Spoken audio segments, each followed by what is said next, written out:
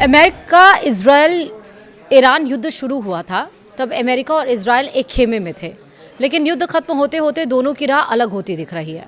तो क्या अमेरिका और इजराइल के संबंध खराब हो गए हैं? क्या अमेरिका इजराइल से दूरी बनाने लगा है? क्या विश्व पॉलिटिक्स में एक और नया समीकरण तैयार हो रहा है? नमस्कार, आप देख रहे हैं न्यूज़ 18 का डिजिटल प्लेटफॉर्म। मैं हूं आपके साथ श्रुति श्रीवास्तव।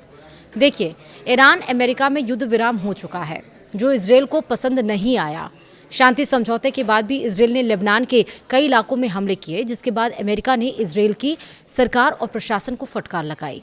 अमेरिका के उपराष्ट्रपति जेडी वेंस ने लेबनान में जारी सैन्य हमलों और अमेरिका ईरान शांति समझौते की आलोचना करने वाले इजरायली मंत्रियों को सीधे सीधे निशाने पर लिया। वेंस ने इजराइल को चेतावनी दी, वे अपनी हर राष्ट्रीय सुरक्षा समस्या का समाधान सिर्फ युद्ध से नहीं निकाल सकते और अमेरिका को ईरान के साथ युद्ध में नहीं घसीटना चाहिए। इस तनातनी और अमेरिकी फटकार की मुख्य वजह क्या है, तो समझिए सिलसिलेवार तरीके से। पहली वजह है ईरान शांति समझौता।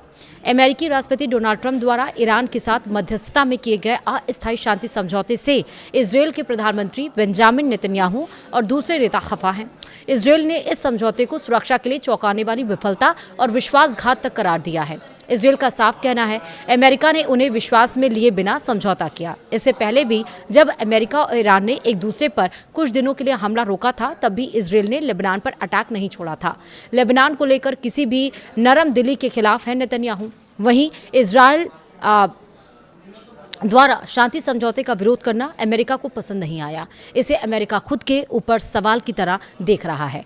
दूसरी बड़ी वजह है स्विट्जरलैंड दौरे का रद्द होना। लेबनान में जारी इजरायली हमलों के कारण स्विट्जरलैंड के बुर्गेन स्टॉक में अमेरिका और ईरान के बीच होने वाली उच्च स्तरीय शांति वार्ता रद्द कर दी गई। ईरान ने लेबनान को इस समझौते की पूर्व शर्त बताते हुए अपना प्रतिनिधिमंडल भेजने से इनकार कर दिया, जिसके बाद अमेरिकी उपराष्ट्रपति जेडी वेंस ने भी दौरा टाल दिया।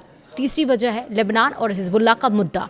युद्ध विराम के बावजूद इजरायली सेना द्वारा लेबनान सीमा पर आक्रामक रुख जारी रखने से अमेरिकी प्रशासन काफी नाराज है।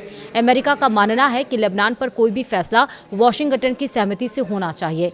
अमेरिका और ईरान के बीच हाल ही में हुए $30 बिलियन के अंतरिम समझौते, यानी कि जिसको हम मेमोरेंडम ऑफ अंडरस्टैंडिंग में लेबनान और गाजा में सभी इजरायली हमलों को रोकने की शर्त शामिल थी। लेकिन शांति समझौते की उम्मीदों के बीच इजरायल ने दक्षिणी लेबनान पर हवाई हमले तेज कर दिए, जिसमें कई लोग मारे गए। ईरान ने इसे समझौते का सीधा उल्लंघन बताते हुए स्पष्ट किया कि जब तक इजराइल लेबनान में अपने सैन्य अभियान बंद नहीं करता, तब तक कोई भी बातचीत संभव नहीं है। वहीं इजराइल के लिए ये मुद्दा उसके देश और देशवासियों की सुरक्षा से जुड़ा है। इजराइल के लिए सुरक्षा और सामरिक दृष्टि से लेबनान पर लगाम जितना जरूरी है, अमेरिका के लिए नहीं। दोनों देशों के बीच कड़वाहट की एक बड़ी वजह यह भी है। चौथा वजह है इजराइल में घरेलू राजनीति। इस अंतर्राष्ट्रीय स्थिति के कारण इजराइल में भी भारी जनाक्रोश देखा जा रहा है। नेतन्याहू विपक्षी नेता और जनता के निशाने पर आ गए हैं। उनकी रणनीतियों पर सवाल उठाए जा रहे हैं। ये भी वजह है कि इजराइल ने शांति समझौते को विश्वासघात करार दिया है, लेकिन इजराइल के इस तेवर ने उनके दोस्त अमेरिका को परेशान कर दिया। खींच में अमेरिका ने चेतावनी दे दी। वेंस ने तल्ख लहजे में कहा कि नागरिकों की बढ़ती मौतें अस्वीकार्य हैं और राष्ट्रपति डोनाल्ड ट्रंप भी लेबनान में जारी हमलों और भारी हताहतों की संख्या को लेकर इजराइल से काफ़ी निराश हैं।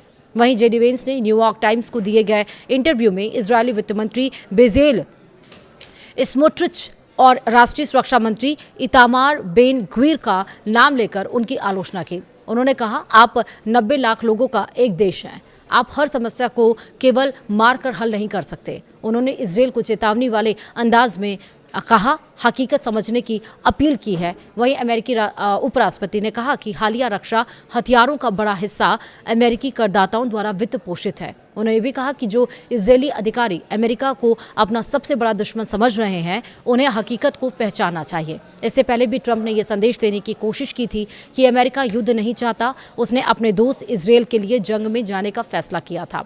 शांति की बात करने वाले ट्रंप युद्ध की वजह से लगातार आलोचना झेल रहे थे। इस बार युद्ध रोकने की राह में कोई भी अड़चन अमेरिका को पसंद नहीं आ रहा और वहीं अमेरिका के इस सख्त रुख और जेडी वेंस की तीखी टिप्पणियों से इजराइल स्तब्ध है। लेकिन दोनों देशों के बीच दरार को और गहराने से बचाने के लिए इजरायली नेतृत्व ने अभी तक कोई तीखी आधिकारिक प्रतिक्रिया नहीं दी है। लेकिन हाँ, कह सकते हैं कि फिलहाल अमेरिका और इजरायल के बीच तनाव चरम पर है। युद्ध से पहले जो दोस्त थे, युद्ध खत्म होने से पहले अलग अलग पाले में खड़े दिख रहे हैं।